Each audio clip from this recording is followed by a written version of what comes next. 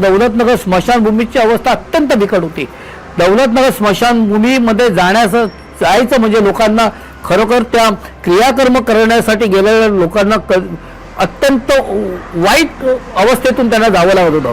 सगळ्यात पहिला मी काय काम केलं, निवडून आल्यानंतर माझा नगरसेवकचा संपूर्ण निधी हा त्या दौलतनगर स्मशानभूमीमध्ये वापरला। त्यावेळेला तिथे फक्त 4 पायर्स होते, आज त्या ठिकाणी आपण 8 पायर्स केलेले आहेत। त्याचप्रमाणे त्या ठिकाणी एक इलेक्ट्रिक आणि एक गॅसचे पण दाहिनी त्या ठिकाणी उपलब्ध केलेले आहेत। आपण तिथे हॉल केलेला आहे, त्या ठिकाणी लाकडाचं गोडाऊन केलेलं आहे। DRK आणि स्टाफसाठी आपण त्या ठिकाणी रूम बांधलेले आहेत आणि अत्यंत चांगली परिस्थिती आज आम्ही दौलतनगर स्मशानभूमीची केलेली आहे की जेणेकरून लोक त्या ठिकाणी जवळजवळ रोज 20 ते 25 बॉड्या जाळल्या जातात आणि त्यावेळेला जवळजवळ 2 ते 3 हजार लोक रोज त्या ठिकाणी येत असतात।